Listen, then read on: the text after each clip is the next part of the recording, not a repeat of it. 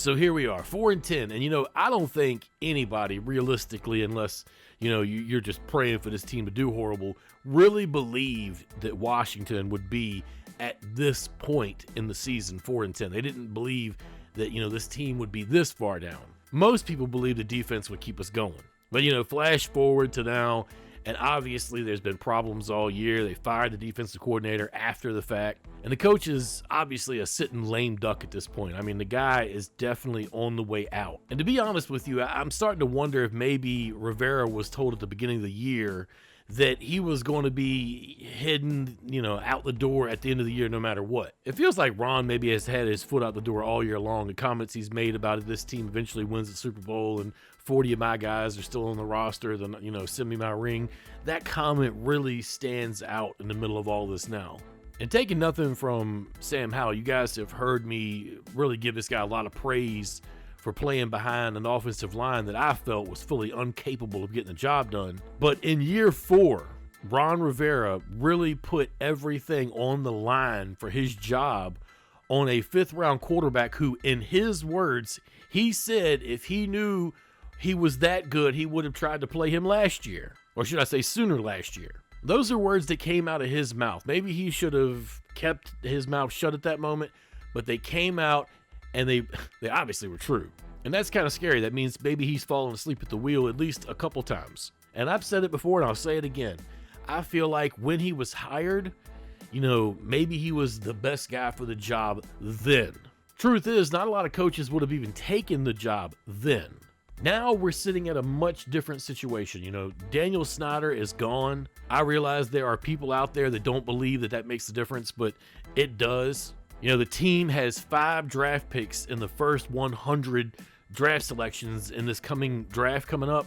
And a lot of people always say that draft positioning means nothing. It actually means quite a bit in the first 3 rounds. The talent levels off a little bit after that, but the first 3 rounds, it actually means quite a bit. Now, when you're talking, if you're picking 2nd or if you're picking 12th, that has a lot to do with who's available in whatever year, but there's busts every year. I could pull out draft years from just random years and guys all the way from 1st to 20-something didn't hit. It's a crapshoot. But positioning in amongst the first 100 picks really does mean something. And add to the fact they'll have almost $90 million in salary cap space. And this is a pretty attractive job to not only, a GM, which is what they need to hire first, but a head coach after that. And I recently wrote an article over on HTTRforlife.com about this topic, about potential GM candidates in 2024. And the list I came up with is full of a lot of guys that are deserving candidates. I'll leave the link to that article down in the comments. But some of the names include Adam Peters, who's an assistant GM with the San Francisco 49ers. He basically has been John Lynch's number 2 guy over there. Lynch has said multiple good things about this guy. Pretty much any team that's looking for a GM is taking a look at Adam Peters right now. A few of the other guys, Dave Caldwell, senior personnel director and advisor to the general manager of the Philadelphia Eagles. Glenn Cook, the assistant GM for the Cleveland Browns. Ian Cunningham, the assistant GM for the Chicago Bears. Andy Weidel, an assistant GM for the Pittsburgh Steelers. Did some work with Ozzie Newsome. A couple of guys on this list did work with Ozzie Newsome over in Baltimore. But I went on to name several other guys in this article, and if you have a chance, make sure you go over and check it out. My 2 personal favorites, obviously I like Peters first, but Ian Cunningham really stands out for me. The former offensive lineman, the guy knows the business, comes from the business, spent time with the Ravens as well as the Eagles, and it's been reported that he's already been offered the Arizona GM job and turned it down last year. But if you sit down and listen to him talk about, the roster that he put together, you could just kind of feel the passion that he has for the job. And that's the kind of guy that I believe would be the right guy to run the Washington Commander organization. Now, for all, purposes, it's going to be, an expansion team with history, so to speak. 90 million, 5 picks in the top 100 picks, no Dan Snyder. Yeah, this is actually probably the most attractive that this job has been since Joe Gibbs left DC the first time. You have to stretch back 3 decades to get to a time when this job was this attractive. And don't get me wrong, whoever gets hired has a big job in front of them. They're going to have to pick up from some of the mistakes that Rivera has made. Obviously, Ron Rivera is not a personnel expert. This coach-centric model doesn't always work. The main reason why it was done in Washington was because they were trying to change the perception of how everything was ran. Of course, we all know how that all turned out. You ended up with a new name change being ushered in. You ended up with a whole new front office coming in. And then, of course, you ended up now with a whole new owner. And a whole lot of us have pretty much thought all year long that Ron Rivera, unless he had a good year this year, was dead man walking this season. And he based all of that, on the roster he built, which in the end will be the undoing of him. That and being too loyal to quote unquote his guys. Now, I've been getting a lot of messages on Twitter, people asking me why I haven't been doing more videos, what's been going on, what's happening with the channel. Truth is, I thought I was beating a dead horse over here talking about the same things week in and week out that weren't changing, This season's over with. It's been gone now for quite a few weeks. There's no bringing it back at this point. It was on life support a month ago. Don't get me wrong, I'm still going to watch. Like a guy driving past an accident, I'm going to definitely watch what's going on. For me, I like to see the way the young guys take losses. Now looking at 5 in a row they've lost. If they lose 2 more, that'll be a 7-game skid. Some of those guys come out of college, never lost 7 games total.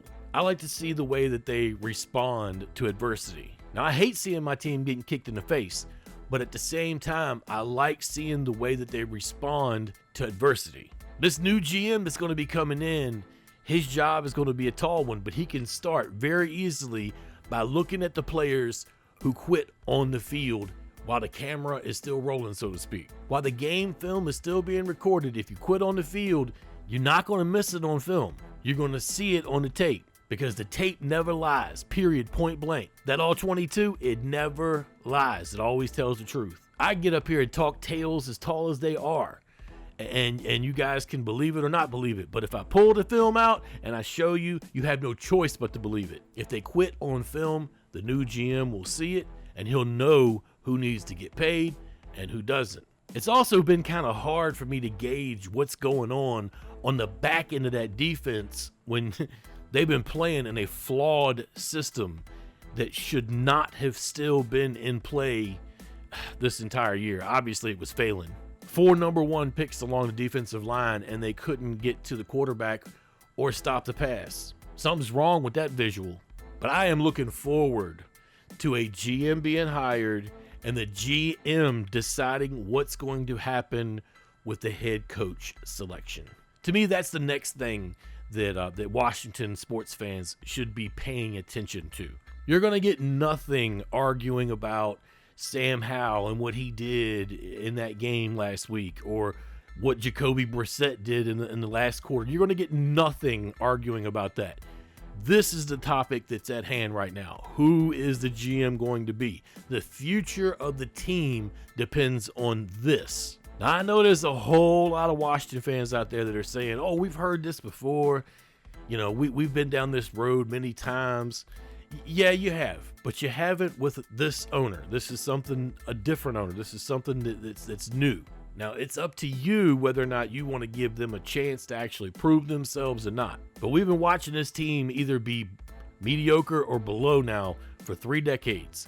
I'm willing to sit back and see what they're doing for a little while before I make my decision on, whether or not I believe them or not. I'm not just going to jump to conclusions instantly because of Daniel Snyder syndrome, just because Snyder has, taken our cookies and ran away with them before Christmas every year, doesn't mean that this new guy is going to try to do the same thing. Just because Snyder was feeding us airline peanuts from 6 years ago doesn't mean that this guy will too. It's a new day. For some people, that's definitely going to be hard to see, being the fact the team only has 4 wins on the football field this year. But remember, that team was put together before the team ever changed hands. But at any rate, going forward on the channel, I took a little pause, a little bit of a break. My daughter graduated from college, and a few other things were going on in my life.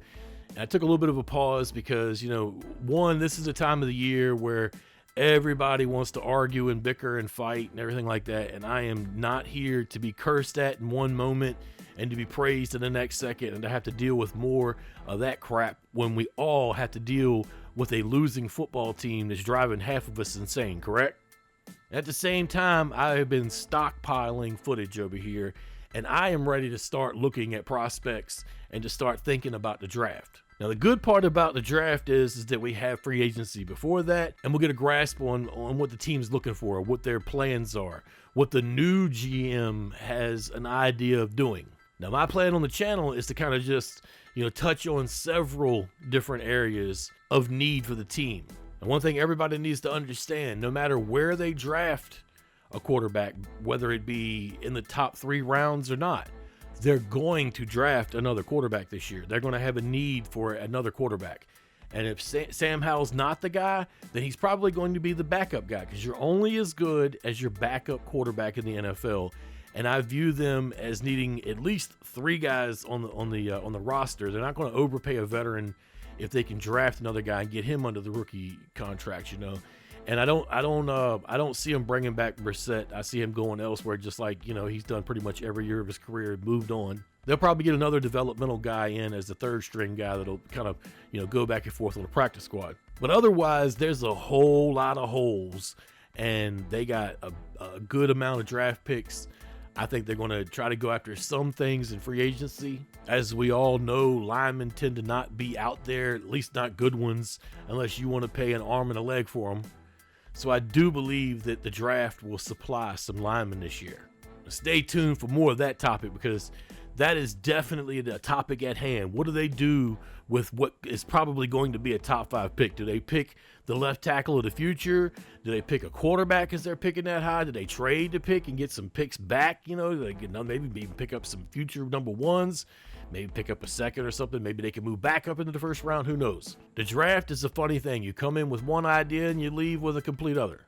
But at any rate, going to be some drastic changes coming, and you guys are going to see more videos coming from this direction. Maybe not so much about what's going on the football field per se, but definitely about maybe, prospects and where I think the team should head towards as far as the next chapter of this, storied franchise that has now had their name changed 4 times? It's kind of dizzying, and I know there's a whole section of people that would like it changed a 5th time. I personally don't like the name. I just don't know if I can go through another name change, man. I'm just not so sure if this fan base can endure another name change, man. It just leads to bickering and constant fights. There's always going to be a section of the fan base that never accepts the fact that they changed the name from Redskins. That's never going to change. This name dilemma is the last curse of Snyder. It really is, because if he would have just left the Redskin thing alone, the new owners may have done it then. But he changed it, and now everybody looks at that name as the last stain from Snyder. Now everybody, even if you remotely could care one way or the other about the name, looks at the name now and says that's Snyder's last, thing he did to this organization. He stripped it of its name, its honor, its legacy, and then took the name away from it while he was at it. And while it sucks, there's not really a whole lot we can do about it. And the new owners, or the new ownership group, has already said that their mind and their eyes and their business is all focused on getting the team better, and they don't view the name change as the number 1 objective moving forward. So we'll see how all this works out. It's going to be a long off season, but there should be a lot of good things going on. At any rate, let me know what you guys are thinking down in the comments. Y'all take it easy. Peace.